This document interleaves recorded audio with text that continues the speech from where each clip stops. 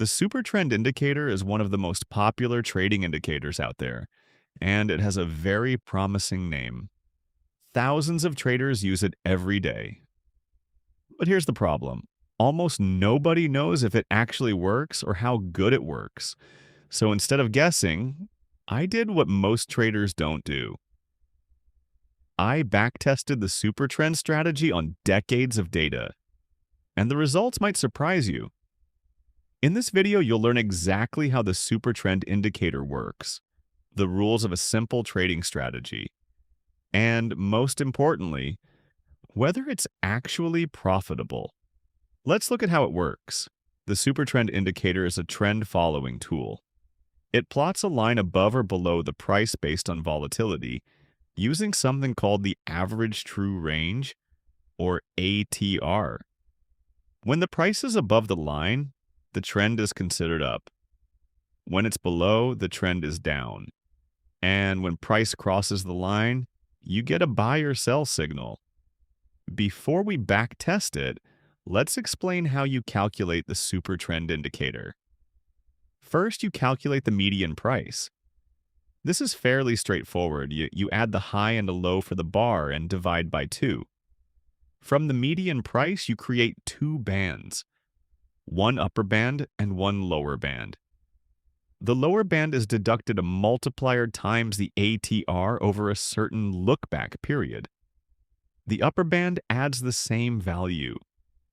Oliver Sebin, the inventor of the Supertrend indicator, proposed using the Supertrend indicator with periods of 10 and a multiplier of 3.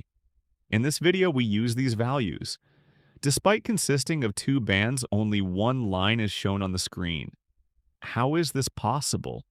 This is because the Supertrend indicator alternates between the lower and upper bands with one key rule.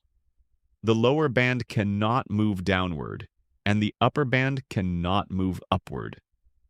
If this rule is violated, the indicator retains the value of the respective band from the previous period. When a candle's closing price crosses the Supertrend value from the prior period, the indicator switches to the opposite band, signaling a potential trend reversal. It's simple, clean, and very popular. But there's a catch. Like all trend indicators, it's lagging. It reacts after the move has already started. Let's make trading rules.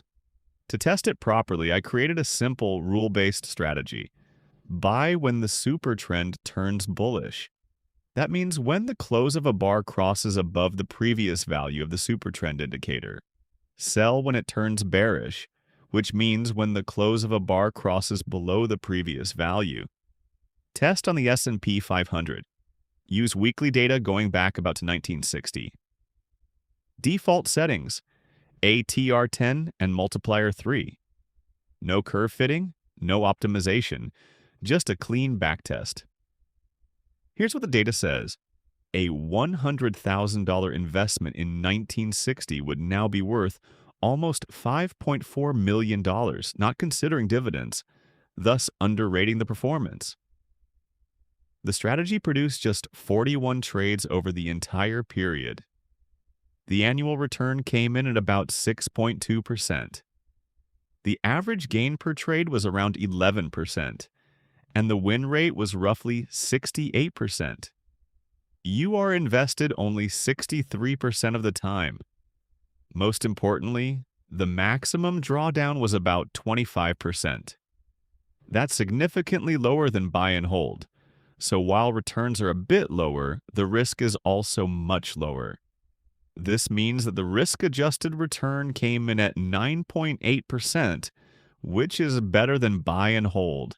And that's the trade-off. This is exactly how trend-following strategies behave. They don't beat the market all the time, but they aim to protect you during major downturns.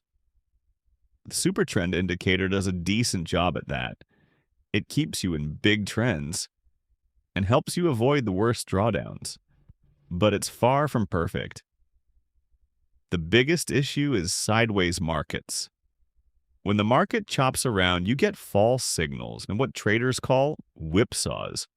You enter exit, and often lose small amounts repeatedly. And because the indicator is lagging, you'll never catch the exact tops or bottoms. Here's the key takeaway. The Supertrend indicator works best in trending markets. If there's no clear trend, performance drops quickly. So using it blindly in all conditions is a mistake. If you want better results, you need to refine it. We have not optimized it, and you might get better results by using other parameters. This is where systematic thinking makes a big difference. So, does the Supertrend indicator actually work? Yes, but with limitations. It's a solid trend following tool, but it's perhaps not a standalone strategy you can blindly trust. Like most indicators, it needs context. If you like data-driven trading strategies, please subscribe to the channel, because we test everything, not just this indicator. That's it for today. Use the Supertrend wisely, trade smart, and may your returns be strong.